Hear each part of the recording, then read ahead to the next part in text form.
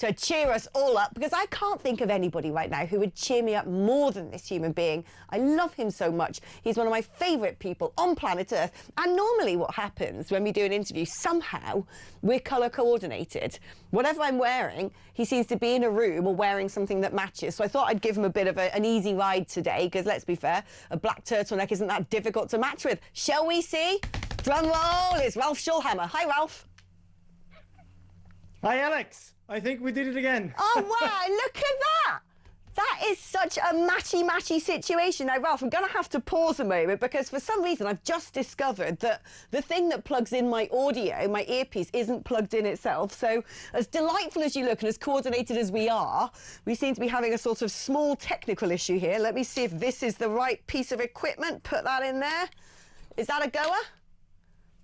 There's obviously conspiracy when it comes to connecting us on the internet. There is. Are you in a sauna, Ralph? I mean, it's going to sound ridiculous, but yes, I am. It's the only quiet place I currently have. I'm with my parents and my extended family. This is the only place where it is quiet. So yes, I am. I love that. I wasn't actually expecting the answer to be yes. And are you actually wearing a turtleneck as well? Is this happening? Yes, I am. Oh my goodness. I swear that God is trying to send some sort of message to it. Like, I literally did not know when I did all of that and said I'm going to wear a black turtleneck. You know, I didn't know, first of all, you were going to be my first guest. And I certainly didn't know what you were going to be wearing. But this is getting spooky now. It's getting very weird. No, it's a sign that we have our own. We should have our own show together. I mean, the signs could not be more obvious. That's my New Year's resolution for 2026. Well, yes, you're going to have to move to the UK for that, though. Well, I mean, you know what? If I would be, I have a feeling that I might be one of those migrants the British people and the English would accept. So yes. I will take my chances. I love that. You've done the segue for me, because I was going to say you'd have to become a migrant. And don't worry, we're all being browbeaten over the fact we're not allowed to say anything bad about migration anymore. Oh no, apparently the EHRC chief, not to be confused with the ECHR. One is the European Court of Human Rights and the other is the Equality and Human Rights Commission. Basically, we've got way too many human rights bodies in the world right now. But one of these people, Marianne Stevenson, who's the head of the Equality and Human Rights Commission, has said that anyone who's describing migration as a risk to Britain needs to shut up, basically, that we should stop demonising immigrants. I mean, where have people got this hymn sheet from? Because the other day it was like, you know, Migrants Day, ooh, yay, according to the UN. The ECHR loves the migrant. The EHRC loves the migrant. The UN, they all, where did this come? When I was growing up, there wasn't this whole thing. Yeah, we were told, you know, to be kind and not be racist. But where did this open borders madness come from? And how come all these supranational entities seem to follow exactly the same playbook on all of this? No, it really feels a little bit like tyranny by alphabet soup, right? You have all these organizations, all these institutions where at some point nobody really knows anymore what they mean. But you're absolutely right. At the end of the day, and I always go back to Enoch Powell in 1968, the British people, but it's also true for the continental European people, for 60 years or nigh on 60 years, they have made very clear that they have one expectation when it comes to migration. They accept migration if it comes from people that can integrate and then on the medium to long term can assimilate, and they do not want people that try or attempt to change the fundamental culture of the country.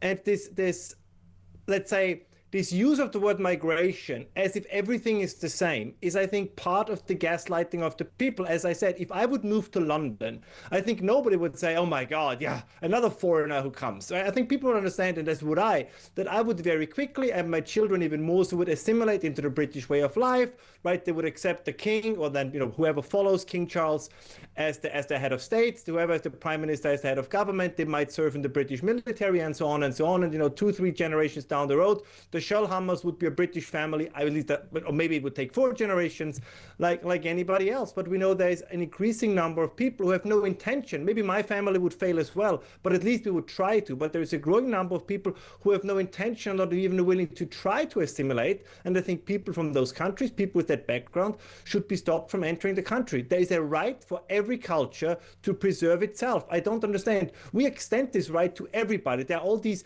land acknowledgements now, right, where there's, you know, whenever there is a piece of land on which some native tribe has, I don't know, put up a stone 200, 300, 400, 500 years ago, we have to acknowledge it. But acknowledging that the land of England belongs to the English, that's apparently a racist crime. And I think we are all, me, you, everybody else, we are tired of that. This is the thing, but where did it come from? This is what I don't understand. You know, because people say, well, it's the Bilderberg Group, well, it's Davos, but it, you know, and I used to think people like that needed to sort of, you know, go and check themselves, have a long lie down and, I don't know, get off the internet. But I'm beginning to think it's a bit weird that, you know, people in New York working for the UN, people in London working for the EHRC, the lawyers dotted around the place, but largely in Strasbourg working for the ECHR, everyone at the EU over in Brussels, they all seem to not only go about Western Europe, because it's primarily about the West, isn't it? Because like you said, no one's talking about, you know, oh, Cambodia needs to take a few more Africans in. No one's doing that. It's only about the West, and particularly Western Europe. But why? What? I don't understand. Where once upon a time it was perfectly valid and good and reasonable to defend your country's borders. And perhaps this is a result of having two world wars, which were both there in theory in order to preserve the concept of the nation state. So maybe people just went, you know what, Europeans cannot be trusted with borders.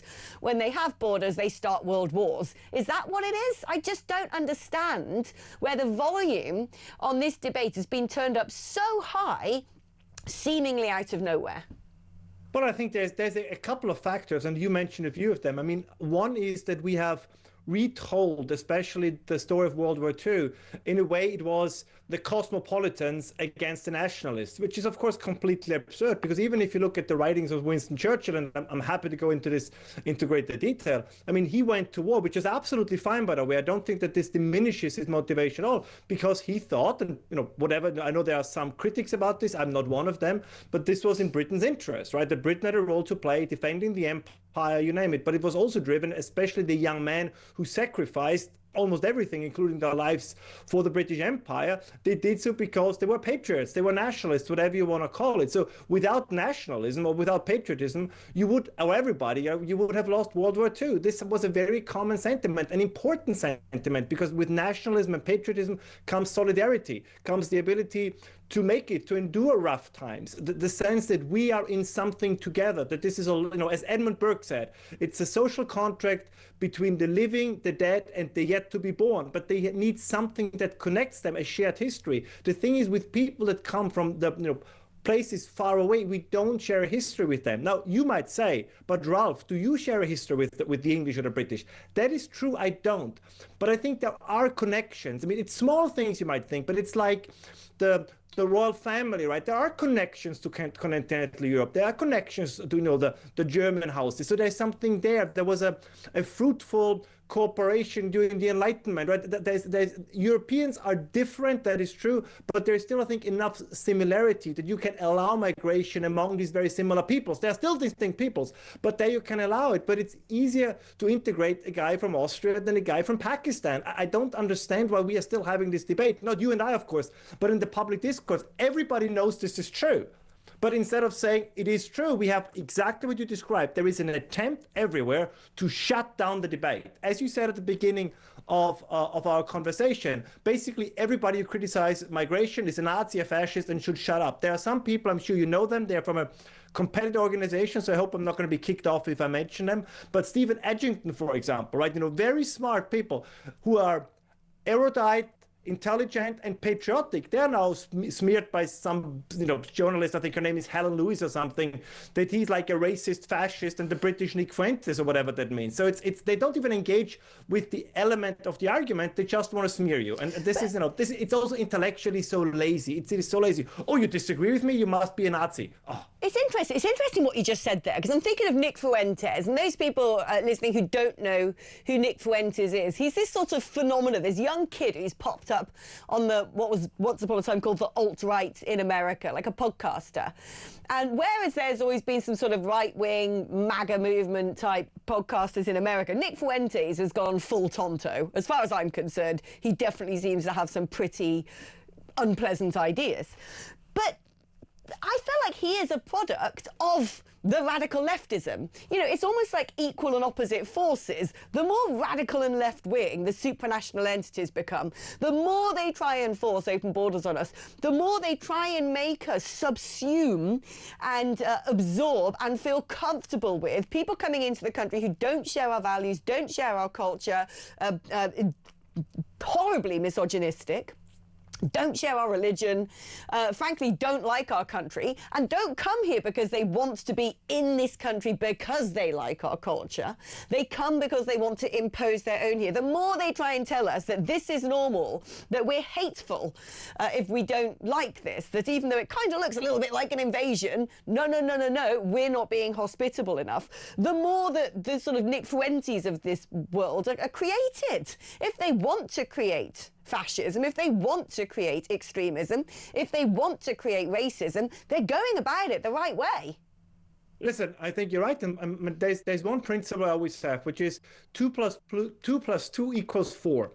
And I don't care who says it, it is true. So even if there's somebody with whom I disagree maybe on 99% of the issues, if they say something that is accurate, it is still accurate even if they say it. And as you correctly pointed out, the sense, and particularly among young men in the West, that they have been demonized, that many of the feelings that they held, whether it's patriotism, whether it's loyalty to their country, believe in their own traditions, that they have been ostracized from society. And now you have people like Nick Fuentes and others speaking on their behalf. As I said, even if you disagree with 99% of the things they're saying, what caused this phenomenon to arise, that is something real.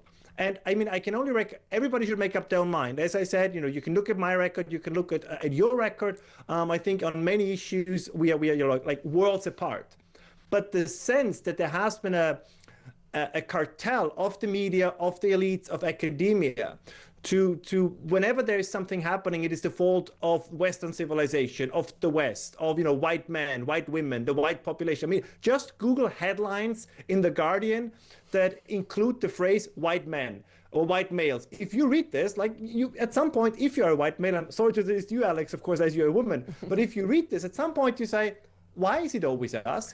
Why do we always have to bend the knee? And if then somebody says, you know what, you don't have to. But also, you can have a backbone. Of course, that's attractive. I find it attractive. This is what is so mad. This is what I find so crazy, right? Oh my God, we're getting some not dark topics at all, actually. They're perfectly valid topics. We're just not allowed to talk about them. But we're going to. But when you look at this, you're right. It's always, there's no such thing as racism unless it's coming from a white person to someone else. And yet, I'd say the majority of the hatred and racism largely works the other way around. But also, without sounding like a supremacist, the truth is, if you were to look back over the last 2 millennia and all the brilliant inventions of the world, whether it be the steam engine, computers, the internet, vaccines, the motor car, you know, the World Wide Web, I've said that already, internet, the radio, the television, electricity, go on and on and on. You know, astronomy, the majority of it. You would find it quite difficult to make the case that that didn't involve a whole lot of white men, quite frankly. And yet, we're being told that we're the problem. And they also, in the same breath, like saying that we are the global minority, which we are. We only make up about 8% of the entire world's population. And so I find it very difficult to understand when you've got a group of people, only about 8% of the world's population, but seemingly in recent history have done a heck of a lot for the world, why we are the only people who, you know, automatically have to be bashed. No, I completely agree. I completely agree. And a lot of these stories are told in a way that nobody, you know, outside of the West would tell them. Take something that has neither to do with the Austrians nor with the English or the British. But if you look at the history of Spain, I mean, what, you know, the Pizarros and the Corteses and on what they did, you know, not everything was positive. I'm the first one to admit, but in every other culture, they would be celebrated as great conquerors, as great heroes. If Cortés would have been Turkish or Chinese or, you know, or Mongolian, when people say, man, these are great conquerors, like men of great historic impact, it is just in our history books where they start with, oh, they were basically all horrible criminals, and since we cannot forget them, we just have to use them as a justification for a permanent civilizational guilt trip. Now, as I said, but conquest is part of history. We have this weird attitude in the West that despite despite everybody always mocking Francis Fukuyama's end of history thesis, we live as if it is true, right? So everybody who came before us was inferior. Everybody was worse. Everybody only deserves our mockery because we are so enlightened. We are so great. Everything we do is so much better. Like we spit on our ancestors. We spit on all the things that made us great. And I think that's a vast mistake. It's an arrogance of the present tense, and that never bodes well for any civilization or culture. It's amazing, isn't it, that, you know, the Tories are there saying Chris Philp claims the head of Human Rights Watchdog is dismissing legitimate concerns by saying immigrants are demonised. Well, of course that's true. But the Conservatives presided over this. Last time I checked, I thought Chris Philp was actually in the department, the Home Office, as an immigration minister. But they presided over some of the biggest flows into the UK in terms of migration of any government in living history. If you are a conservative or a conservative movement and you don't manage to conserve the national character and traditions of your country, what exactly are you conservative about? Right. It's all, this whole thing that the hallmark of conservatism is free markets and libertarianism. And don't get me wrong, I have neither a problem with free markets nor with the libertarians, but they are not conservative. Like the idea that libertarianism and conservatism are kindred spirits, I always found this completely absurd. I just think it's not true. No, I agree with you. I mean, I like to consider myself a small c conservative, and I can't personally particularly get on board with libertarianism because I don't like, to me, it's a bit like anarchy. I'm like, you can't just have a world where everyone has, you know, does what they want when they want. That doesn't work. Although maybe it does work when you're an Albanian kingpin who's smuggling migrant crooks out of the UK in lorries for $2.5 grand. This man deserves some sort of medal. I mean, you know, he is helping people go on the run. People have come here and committed crime to then be shipped off elsewhere. But I do find itself rather ironic, and it does put a wry smile on my face, because this guy apparently operates a returns from England business on social media, offering a stress-free express service for migrant fugitives with passage 100% guaranteed. And he's got a team of corrupt drivers who have trafficked at least 50 people to France who have committed crimes and wants to get out quickly. I mean, who is this guy? No, I agree, but there's one topic that we don't talk about enough, which is, of course, you have the human traffickers, right? You have these involvements by people who are in the places from which many people come. But there is a huge NGO complex now, what I call the NGO migration complex, which I think is at least as threatening as the so-called industrial military complex. If we would have sensible... I thought that's what I call it. I always call it the illegal immigration industrial complex. That's what it is. No, that's what... Then, you know, great minds think alike, but I think we're both right. So many people who lose their jobs, like there's so much, the NGO money, the government money, the funding. I mean, you have now a trend, also by the way, in continental Europe, where people build hotels or who own hotels, like they no longer even try to rent their rooms to vacationers. They just hope that they get a permanent contract for the government to house refugees or asylum seekers or whatever they actually are. And you know, I think this is wrong, but I understand that there will always be people who make a business model out of these kind of things.